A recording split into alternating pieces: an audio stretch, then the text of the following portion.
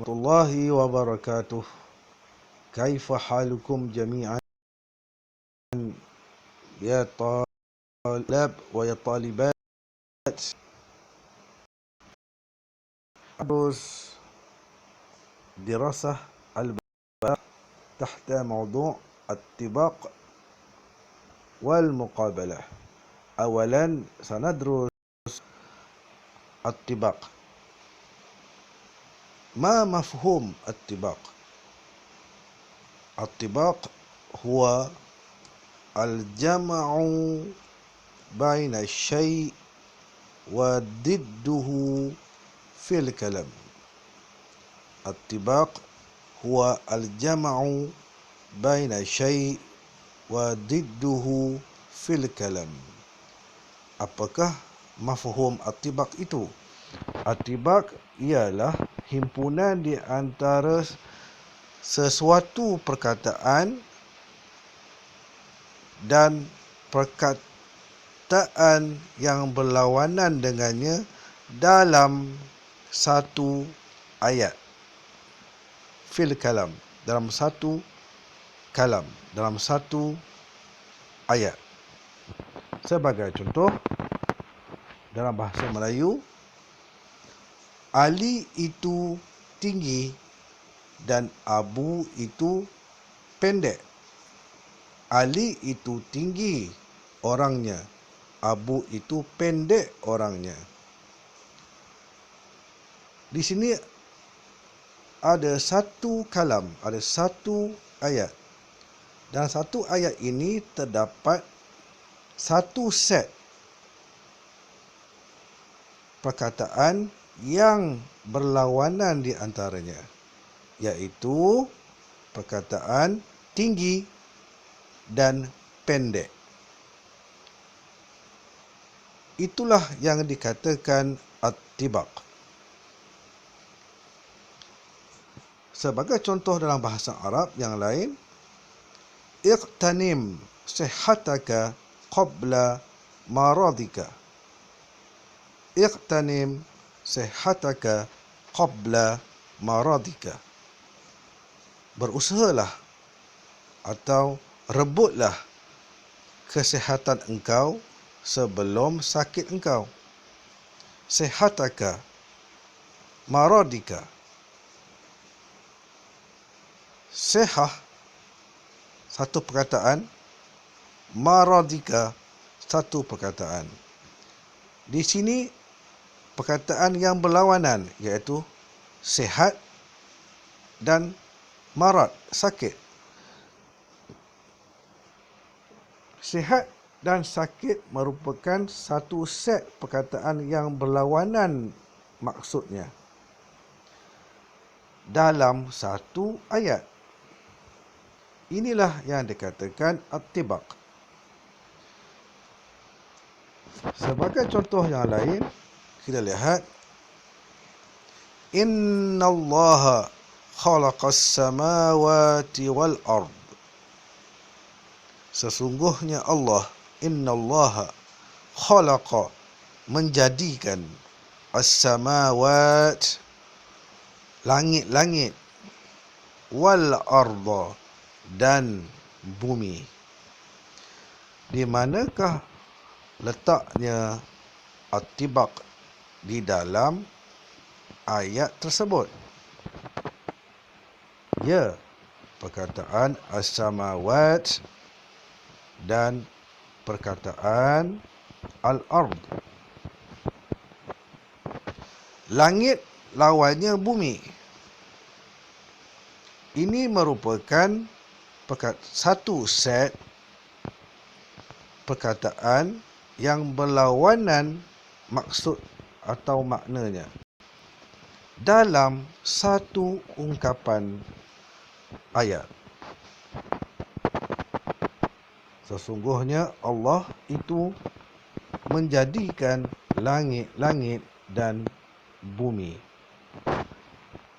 Satu ayat dan satu set perkataan yang berlawanan di dalamnya, iaitu as-samawat dan al-ard.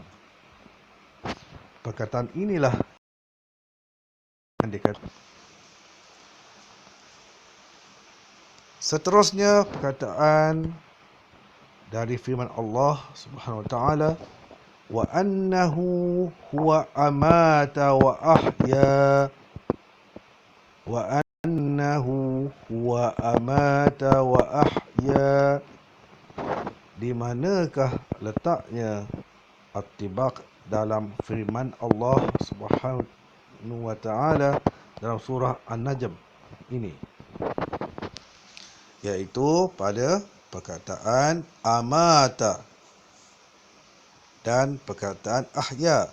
Apa itu amata? Baik, wa annahu, sesungguhnya dia, yakni Allah Subhanahu wa taala, huwa, dialah, amata, yang mematikan, wa ahya, dan dialah yang menghidupkan. Dan kalimah amata dan ahya ini merupakan satu set perkataan yang berlawanan maksud dan maknanya, iaitu mematikan, yang kedua ahya, menghidupkan. Dan dua perkataan ini satu set, merupakan satu set at-tibaq. Baik, seterusnya kita lihat pada contoh yang lain dalam firman Allah Subhanahu wa taala dalam surah Fatir, wa ma yastawil a'ma wal basir, wa ma yastawil a'ma wal basir.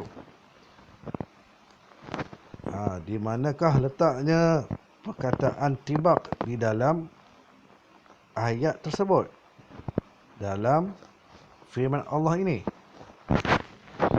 Wa ma yastawil a'ma wal basir, dan tidak akan sama orang yang buta dan orang yang melihat. Al-a'ma, orang yang buta, wal basir, orang yang celek matanya, orang yang melihat. Adakah sama? Allah SWT firman dalam ayat ini.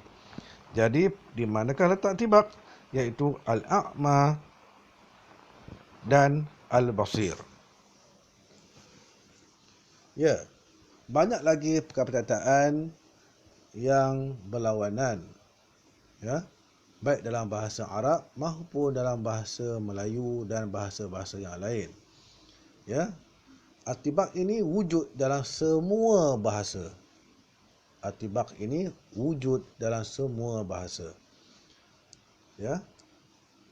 Dan at-tibaq ini terbahagi kepada dua.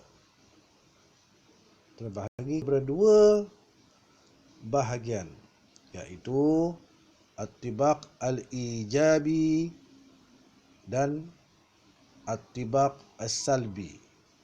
Tibaq positif al-ijabi, tibaq salbi, tibaq negatif. Baik, apa itu tibaq ijabi? Tibaq ijabi sebagai contoh, qara'al alim al-kitaba lailan wa naharan. Orang alim membaca buku lailan, malam, wa naharan, siang.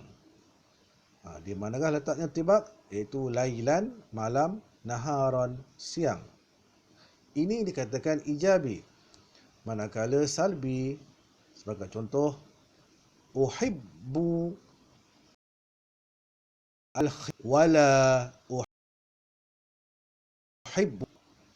uhibbu, saya suka, al-khayr wala uhibbu, dan saya tidak suka, at-tabakha, memasak.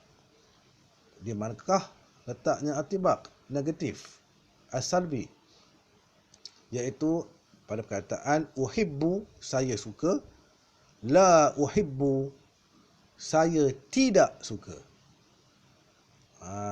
Di mana Kalau kita lihat pada contoh ini, kita fahamlah bahawa ijabi itu tidak ada perkataan nafi, ya, iaitu la, tidak, ataupun bukan. Di mana tibak salbi ini ada perkataan nafi ataupun bukan. Sebagai contoh dalam bahasa Melayu, saya menendang bola dan adik saya tidak menendang bola. Saya tendang bola dan adik saya tidak menendang bola. Nampak dari sini? Ada perkataan tidak ataupun bukan, ya. Di sinilah ataupun bahagian at-tibaq, di mana at-tibaq al-ijabi ini tidak ada perkataan negatif, iaitu tidak ataupun bukan. Manakala tibaq as-salbi, tibaq negatif, iaitu salbi, negatif, ya, ada perkataan tidak ataupun bukan atau seumpama dengannya yang membawa maksud negatif, ya, iaitu penafian ataupun penolakan. Dengan ada perkataan tidak atau bukan. Baik. Setakat ini dulu untuk mafhum at-tibaq.